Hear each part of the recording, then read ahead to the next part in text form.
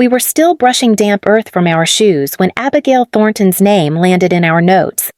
Not because she was loud, because the quiet around her felt arranged, like someone had already decided what she was allowed to keep. Abigail mattered the second we heard the timing. Grief wasn't even settled, and the people closest to her were already moving furniture in their minds. She can tell it cleaner than we can. The first thing Clifford did was set a folder on the desk like it weighed nothing. "Sit," he muttered, not looking up. My coat was still on. There was still cemetery grit on the hem of my black dress. I didn't sit. "What is this?" I asked. Clifford slid the top page forward with 2 fingers. "Your mother signed it. This makes sure I'm taken care of." I glanced down. Quitclaim deed. Dated 4 days before she stopped speaking. The signature at the bottom was shaky and jagged, like someone had tried to copy her name with a dying pen. That's not hers. Clifford finally lifted his eyes. They were dry. "Don't start." I stared at the paper again, then at the desk blotter.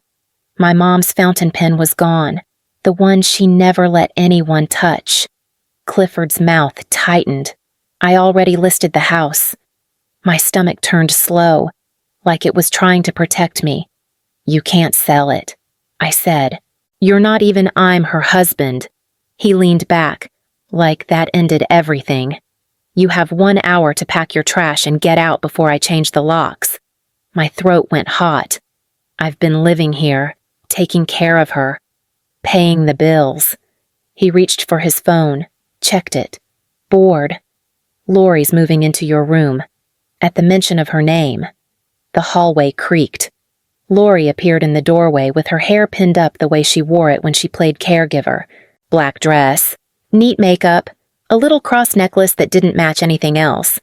She smiled like she belonged in this house now. "I'll give you space," she offered, soft and practiced. "Just grab what you need." I walked to the window without thinking. Outside, a black SUV idled by the gate. 2 heavy men stood near it, watching the house like it was already theirs. Behind me, Clifford's voice dropped lower. "Don't make this ugly." For a second, even we noticed how fast the room changed. The burial was over, and the negotiation started in the same breath. I turned back.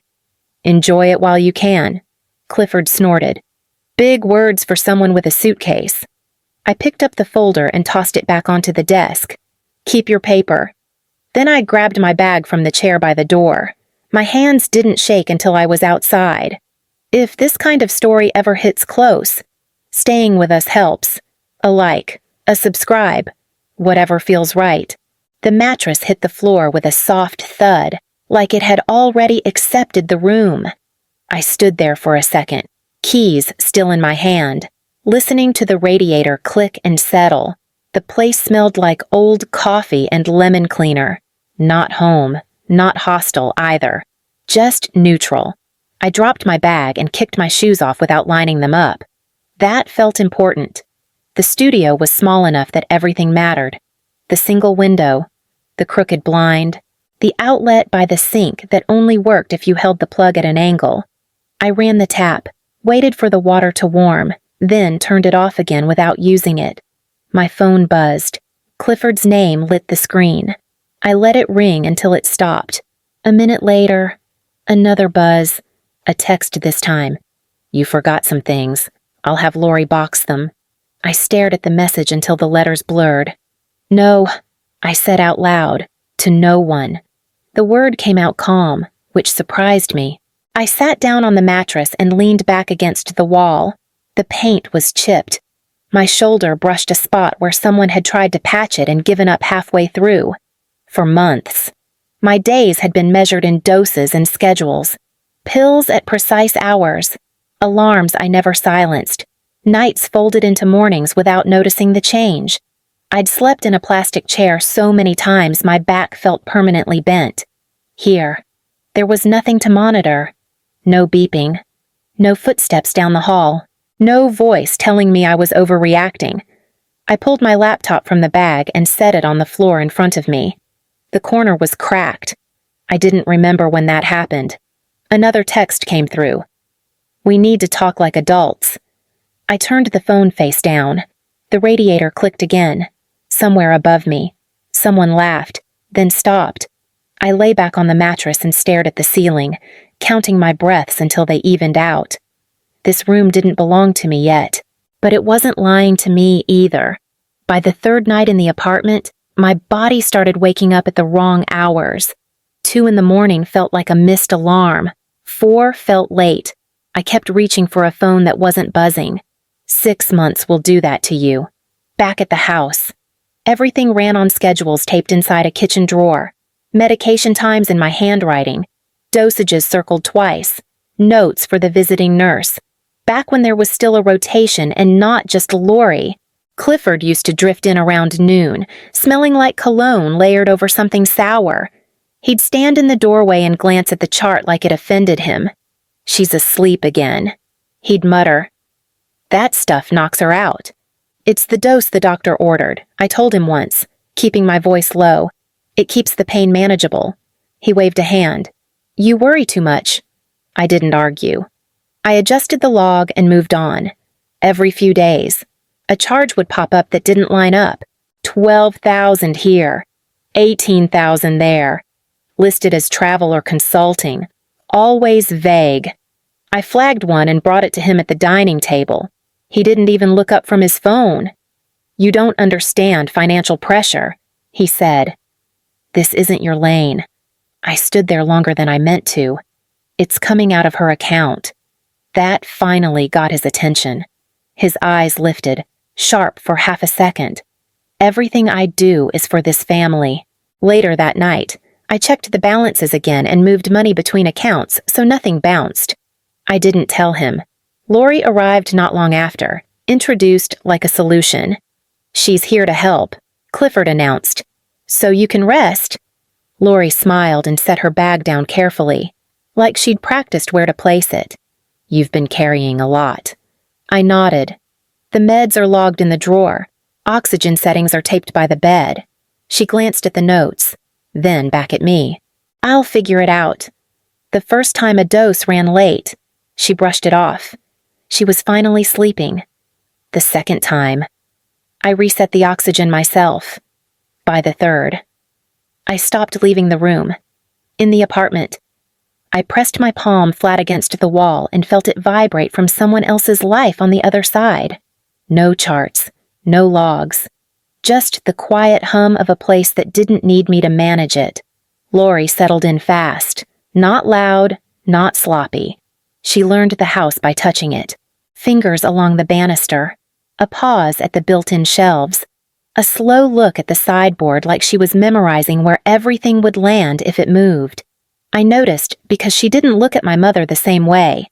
One afternoon, Margot stirred and murmured for water. I reached for the glass. Already half full, Lori lifted a hand between us. "She just had meds," she said, gentle. "Let her rest. The chart says she can have it." Lori smiled without showing teeth. "Comfort care isn't about charts." I handed Margot the water anyway. She sipped, eyes half open. Lori watched the glass more than her face. Later, I found the oxygen dial turned down, not off, just enough to make breathing shallow. "That must have slipped," Lori said when I pointed it out. She adjusted it back, quick and practiced. "These old machines." "It didn't slip," I said. "It was taped." She nodded like she agreed with a child. "I'll keep an eye on it." Clifford hovered at the doorway, arms crossed. "You don't need to micromanage," he offered. "That's why she's here." I looked at him. She missed a dose. By how much? 30 minutes. He shrugged. She wasn't screaming. That night, Margot woke disoriented, fingers clawing at the sheets. I pressed the call button and felt nothing happen. Lori had unplugged it to charge her phone.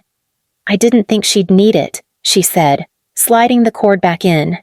"You're always right here." I stayed right there after that.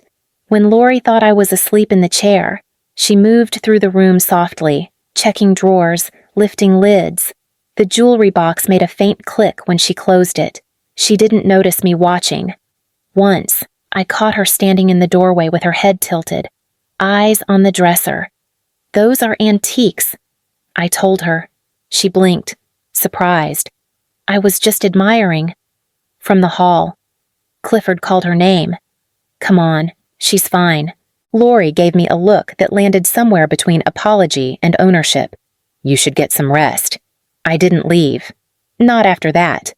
The service ran long, the way these things do when no one wants to be the first to stand up. I sat in the second row, hands folded, listening to people describe my mother like she was a concept. Generous, warm, strong. Clifford nodded along, dabbing at his eyes with a folded handkerchief he kept refolding to keep it dry. When it was over, he moved fast. He caught shoulders, shook hands, leaned in close. "Thank you for coming." She would have loved that. "Yes, we're carrying on." His voice stayed steady, practiced, the way it did at fundraisers. I drifted toward the edge of the crowd, my heels sinking into the grass. Lori stood a few steps away under a black umbrella, head bowed just enough to look appropriate. That's when I saw the necklace. 2 strands of pearls, heavy and familiar, resting at her collarbone. South Sea pearls with a diamond clasp. My mother's. The ones she wore on her wedding day. The ones she'd pressed into my palm a week earlier. Her voice thin but clear. "Those are for you." My chest went tight. I couldn't look away. Clifford appeared beside me, fingers closing around my arm. "Not hard, just enough." "Stop looking so sour," he whispered. "You're embarrassing me in front of the investors." I pulled my arm free. "She's wearing my mother's pearls." He followed my gaze, then smiled like he'd solved a problem. "She wanted them to be appreciated." That's not what she said. His smile thinned. "This isn't the time." Lori glanced over, met my eyes, then reached up and adjusted the clasp like it belonged there. She stepped closer, lowering her voice. I thought it was a nice tribute. I felt something shift then. Not anger, something quieter and harder. From a distance, we could see how clean the performance was. Grief where it was useful. Silence where it wasn't. Clifford clapped a hand on my shoulder, firm this time. "Let's go. We have people waiting." I stayed where I was. The pearls didn't move. Neither did I. The login page blinked back at me like it didn't recognize my face anymore. I was sitting on the floor of the apartment, laptop balanced on my knees. 1 sock missing. The Wi-Fi light flickered. I typed the password I'd used for years. The one Clifford never bothered to learn. "Access denied." My chest tightened, quick and sharp. I tried again. Slower this time. Same result. "So you changed it," I muttered. The apartment felt smaller then. Too quiet. I closed the laptop halfway, rested my forehead against the lid, counted to 5. That was something I'd learned in the hospital. Don't rush. Don't panic. Check what you already know. Clifford liked locks that made noise. Obvious ones. He never noticed the things that ran quietly. I opened the laptop again and navigated to a different page. No logo. No branding. Just a blank login screen I'd built myself 6 months earlier. After Lori missed that second dose and Clifford told me to relax, I typed my mother's maiden name. Then her birth year. All spelled out the way she always insisted. The screen went green. The first camera feed loaded without sound. The library. Empty chairs. The edge of Clifford's desk. I clicked the next one. The bedroom. My throat went dry. I turned the volume down before it even finished buffering. A habit. Don't listen until you're ready. The timestamp sat in the corner. Late. The night before the funeral. Clifford's voice came through first. Closer than it should have been. Pour it. She won't notice now. Lori laughed softly. You always say that. I closed the laptop. Not slammed. Just shut. Like I needed the room back. From somewhere above me. A couple argued about something trivial. A cabinet door banged. Life kept moving. When I opened the laptop again, my hands were steady. There were more files, days worth, different rooms, different angles. I didn't watch them all. Not yet. I sat there on the floor and breathed until the radiator clicked on and off twice. Clifford thought changing the locks was enough. He never asked who installed the house in the first place. I waited until the radiator shut off before I pressed play. The room on the screen was dim, lit by a single lamp on the dresser. My mother lay still, mouth slightly open, the rise of her chest uneven. The camera angle caught the side table and the chair Lori liked to sit in. Clifford stepped into frame with a glass in his hand. "Don't turn on the overhead." He murmured, "She hates it." Lori's voice floated in from off-screen. "She's barely aware. That's the point." I leaned closer without realizing it. Lori came into view, adjusting the blanket, fingers quick and practiced. "If she holds on another month." The title gets messy. Clifford took a sip. "She won't." Lori paused. "The nurse at the agency asked about the oxygen. She doesn't need it cranked up all night." His tone stayed calm. "Just keep her comfortable." There was a quiet moment. Fabric rustled. A drawer slid open. "She asked for water earlier," Lori said. "And—" She choked. Clifford exhaled through his nose. "Then don't wake her." My stomach dropped, slow and heavy. Lori leaned against the dresser. "You're sure about this?" He set the glass down. "Once she's gone, everything unlocks." The word sat there. Unlocks. Lori crossed her arms. Faster would be cleaner. Clifford nodded like they were agreeing on paint colors. Faster is cleaner. On the screen. My mother stirred, a soft sound slipping out of her throat. Lori glanced at her, then reached behind the bed. The oxygen line shifted. "Not off. Just lower." "I'll check back in a bit," Lori said. "She'll sleep." Clifford stepped closer to the bed, smoothing the sheet. "You did good." I closed the laptop when my vision blurred. The apartment felt too bright, too alive. I stood up and paced the length of the room, 4 steps each way, stopping only when my knees started to shake. I pressed my palms together until they hurt. In the morning, Clifford had called me from the driveway. She passed quietly. He'd said, "You don't need to rush." I went back to the laptop and scrolled to another clip. Earlier that night, Lori unplugging the call button, setting her phone on the charger, Clifford watching. "I'll be in the study," he said. "Text me if she wakes." Lori smiled. "She won't." I shut the screen and sat on the floor until the sun started to come up. By then, I knew exactly what they had taken from me, and what they'd handed me in return. Samuel Price didn't offer me coffee. He took the flash drive, turned it over once in his hand, then set it down like it might stain the desk. "How long have you had this?" he asked. "Since last night." He nodded, slow. "All right." I watched his face while the video played, the jaw tightening, the way he stopped blinking when Clifford's voice came through the speakers. When it ended, Samuel reached up and removed his glasses. He wiped them carefully on his sleeve, even though they weren't dirty. "This goes beyond probate," he said. "Much further. I know." He opened a drawer and pulled out a thick folder bound with a red tie. My mother's handwriting peeked out from between the pages. Familiar loops. Firm lines. This is what Clifford never bothered to read. He slid the document across the desk and tapped a paragraph halfway down the page. "Your mother left him a life estate.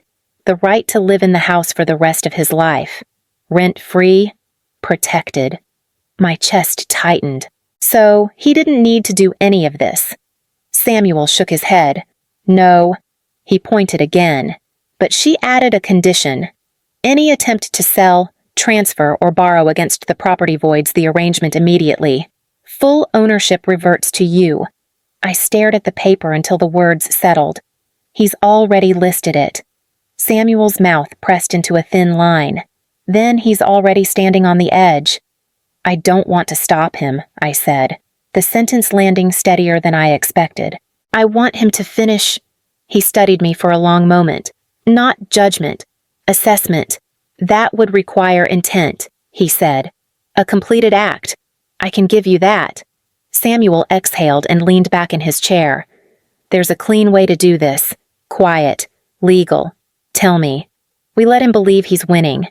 He pulled a legal pad closer and wrote a name across the top. A holding company. Generic. Forgettable. An all-cash offer. He continued. High enough to make him reckless. Fast enough to make him careless. I nodded once. He'll bite. Samuel set the pen down. Once he signs, the life estate collapses, the funds freeze, and everything else becomes evidence. I stood up, legs unsteady but working. He thought he locked me out. I said. Samuel's voice stayed calm. He locked himself in. The closing room smelled like carpet cleaner and bottled water. I sat at the far end of the table with my hands folded, watching Clifford sign papers he didn't read. He looked lighter than I'd ever seen him. Relaxed, like the room finally agreed with him. The attorney across from him slid a document forward. Just here. Clifford picked up the pen, glanced once, then smiled. 5 million clean. Wire confirmed. I stayed quiet. The pen scratched. He leaned back, satisfied, already somewhere else. That was when the door opened. Samuel stepped in first. Then, 2 men who didn't bother smiling. One of them placed a folder on the table and said Clifford's name like it was a fact, not a question. Clifford laughed, short and sharp. What is this? Samuel's voice stayed even. The life estate is void. You terminated it when you signed. The smile slipped. That money, one of the men added, is now evidence. Clifford's eyes found me. For a second, he looked confused, then angry, then scared. You can't do this, he said. I raised you. I shook my head once. You waited for her to die. They guided him out without rushing. He didn't look back. Lori tried to stand. Someone stopped her. A small velvet pouch fell from her bag when she moved. Pearls spilled across the table, rolling softly until one rested near my hand. After everything settled, after the room emptied, I stayed. Samuel asked if I wanted the house back immediately. Not yet. I told him. I want it quiet first. Weeks later, I walked through the rooms alone. No boxes, no voices, just air and light and the sound of my shoes on the floor. I opened drawers that had been searched, closed cabinets that didn't need guarding anymore. I took the pearls from the safe and held them in my palm. They were heavier than I remembered. I set up the trust in my mother's name. Oversight, safeguards, a paper trail that couldn't be erased by charm or urgency. When it was done, I went back to the apartment in Jersey City and slept through the night for the first time in months. I didn't feel victorious. I felt intact. Abigail Thornton isn't someone who needs to win rooms anymore. I just needed proof of what I'd lived through, and the space to live without explaining myself. If staying with this story felt familiar, you know where to find us. We watched this one quietly, not for the fall, but for the moment she stood still afterward and realized she could breathe again.